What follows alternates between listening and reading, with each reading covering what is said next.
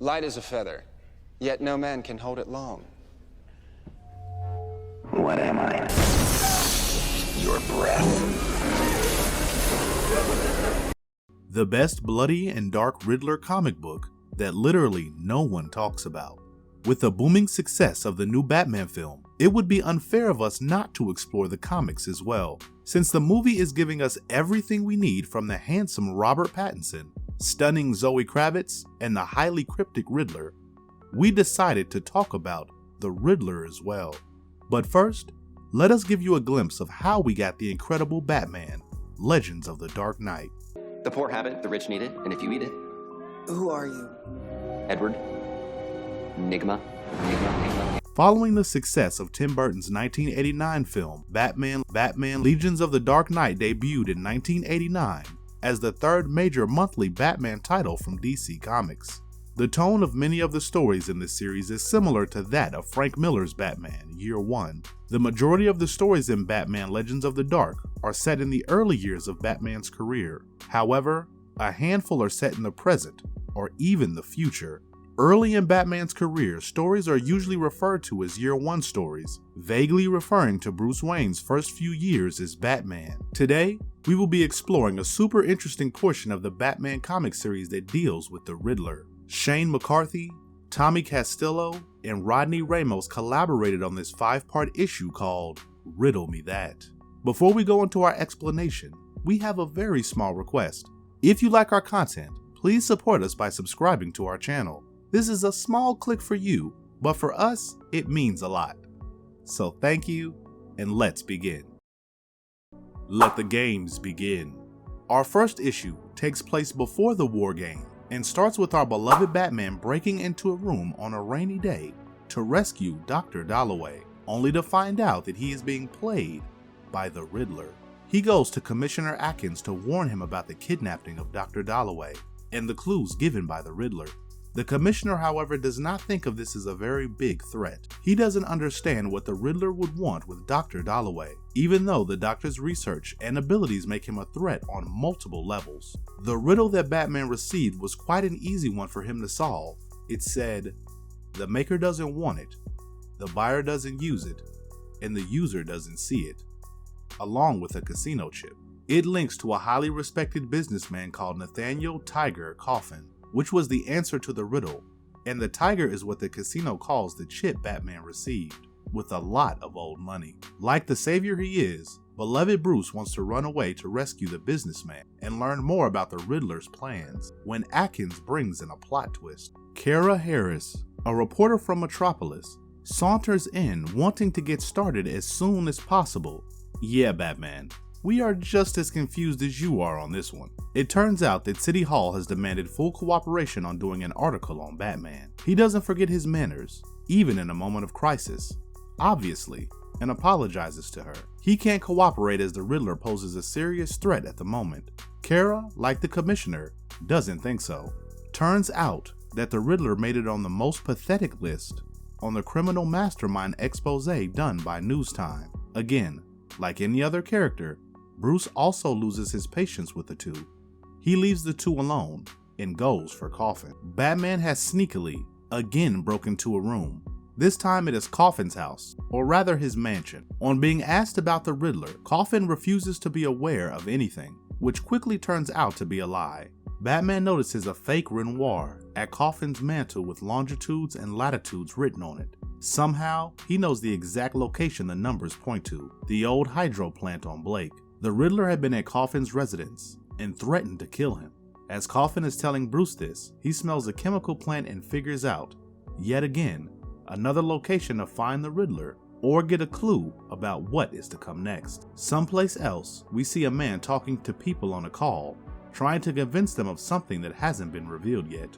There is a homeless looking man sitting next to him, who is sneakily writing his crossword puzzle. Apparently, the crossword that the homeless man just solved was created as a test by the man on the phone.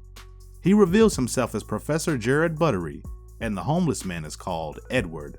Going back to Batman, he has left Coffin's house to go to an unknown location where he would find the chemical he had smelt. Meanwhile, Kara reaches Coffin's home asking him to tell her what Batman said, word for word. in exchange for keeping his name out the papers. Choo choo boom. Riddler, Riddler, Riddler. He managed to lure Batman in for the second time, and he has had a little makeover as well. He has undergone a minor surgery, bought a new suit, and had a notable makeover as well. Turns out, his plan wasn't to lure Batman at all. He got Kara captured instead. She is trapped in a hexagonal box or room with the Riddler question mark drawn on the floor.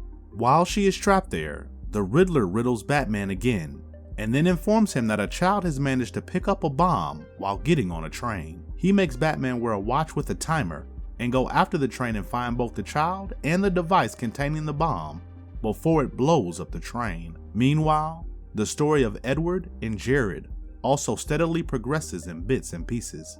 Jared has brought Edward to his house in order to unlock his true potential. He brings him to an extensive library. While Edward is reading, Jared shows up with his son, Martin.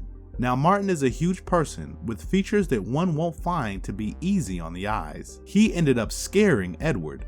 Jared tells Edward that Martin is not intellectually gifted like him, which from the looks of it, make Martin feel upset. It is quite understandable really, as no one wants their parents to belittle them in front of others. The story switches back to Batman. We see him trying to use his Batmobile to find out where the explosive is, but to no avail. So he enters the train and starts searching, looking manually for the device. The Riddler had put up an advertisement for a game box on the train, leading Batman to the child with the game box. He immediately threw the device out of the window, and it promptly blew up. Of course, the issue can't just end like this. Remember Kara? Her little box room has started flooding during the time Batman was saving the people on the train. The issue ends with the water having risen to her neck and her screaming for Batman to come and save her. Rain on the Riddler's parade. Batman has leaped out of the train and emerged through the flames of the bomb he took from the kid. The fire doesn't leave him unscathed. His suit has burned in a couple of places, but thankfully his skin is okay as it's pouring down in Gotham City. While he is trying to figure out his next move, a voice speaks up from behind. Martin, the so-called dumb son of Professor Jared, seems to know not only about the Riddler, but his plans as well. Guess he isn't as dumb as Jared believes. Shane McCarthy decides to leave us in suspense and takes us to the Riddler instead. He is in a museum looking at the scroll of Minos. He meets a young professor who tells him more about the scroll. He is busy charming her and whizzing her away for dinner. While this is happening, we go back to Edward and Jared. Jared has gone ahead and done some digging into Edward's past. He brings up traumatic past incidents that Edward had buried deep in his brain. His parents were the ones who repressed his abilities and talents. Edward's father was an abusive man who did not believe in his son or his abilities. He accused Edward of cheating and beat him up so much that Edward convinced himself that he had cheated in the test. Of course, bringing up repressed memories is extremely difficult to process, so he tells Jared to never go digging in his past again. Going back to Batman, he uses a little bomb to blow up one of the walls of the hexagonal room where Riddler had trapped Kara in. She falls out of the room with the gushing water and thanks him for saving her life. He pulls her up, and immediately a watch starts beeping. Apparently, the Riddler had somehow put the same kind of watch he made Batman wear on Kara's hands as well, and voila, the Riddler suddenly appears with the beeping watches. But he isn't there in the flesh.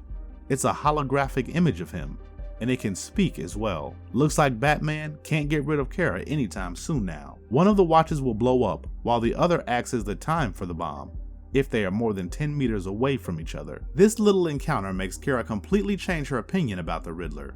He has become incredible instead of pathetic in her books. While thinking about the sequence of events that occurred so far, Batman catches on to the wild goose chase and the intention behind it. He jet sets with Kara to go to Coffin's house and confront him. This time, he doesn't hold himself back. The Riddler's plan is to use one of Coffin's buildings that has a large vault connected to the museum underground. He wants the access to the museum through the vault to bypass security. The only reason Coffin agreed to all of this was because of Riddler's threats. The threats, however, weren't to his own life, but to his lovers. Yes, you guessed it. Coffin had been having an affair with Dr. Dalloway, which was why he was kidnapped. With this, Batman now has the conviction to end this little game right now. As the worlds collide. In this issue, the past and the present collide. Batman and Kara are on their way to stop the robbery from happening. He uses Oracle to find out about the security systems of the museum so that he can bypass it and guard the scroll of Minos. In this issue, we see the making of the Riddler. The scene jumping that Shane McCarthy had been doing so far was a back and forth between the past and the present. Edward, it turns out, is the Riddler. According to the past, there is an unknown misunderstanding going on between Edward and Jared. Jared seems to have cheated and used Edward like a guinea pig. This fight turns physical, and Edward beats Jared the way his father had, except Jared dies in the process. Martin is the one who discovered his father's body. He knew that his father died at the hands of the Riddler, which is why he told Batman in the previous issue that he wanted Riddler to pay. In the present, Batman and Kara find the vault wall blown up. They assume that the Riddler has already gone in. He disables the security measures Oracles had told him about and gets ready to face his enemy. We switch back to the past. Martin has gone to a bar back in his hometown looking for a job, which he gets. The significance of this job isn't shown in this issue, and we switch back to the present. Batman and Kara find out that the scroll is untouched. The moment he realizes that they have been fooled, Riddler shows up with backup, ready to steal the scroll. The final battle of wits. Nigma is taunting Batman about being strapped to a bomb and lashes out to a reporter, most probably unable to stop him from taking the scroll and surrounded by some of the world's best fighters. In this issue, we learn about Edward's deep-rooted issues, his incessant need to prove himself and get praised for his wits while he is monologuing. But Batman, he knew something was up. The reporter wasn't Kara. It was her sister Marie, whom the Riddler had convinced to help him with his plan, but Batman had figured it all out. The two of them were in a constant limbo, a battle of wits, where one doesn't quite know who is winning until the end. He threatens to use the bomb which Marie is wearing. Using her as leverage, Batman gets Riddler to hand over the actual reporter Kara. Once he has her close, he rips off his watch. He had deactivated it sneakily back at Coffin's house. While he is trying to belittle Edward, the 5 men Eddie brought with him attack Batman. Edward grabs the scroll and tries to leave during the fight. However, Batman beats the fighter with ease. To buy more time, he shoots through an exhibit as it will activate the security alarms. He gets out of the museum just before the emergency door shuts, but he comes face to face with Martin instead. He beats up the Riddler and hands Batman the stolen scroll. There are police officers everywhere, and seems like everything ended well, except it didn't. Martin was actually one of Riddler's cronies, and he had given Batman the fake scroll. He drove away with Marie and Riddler, leaving us wanting more.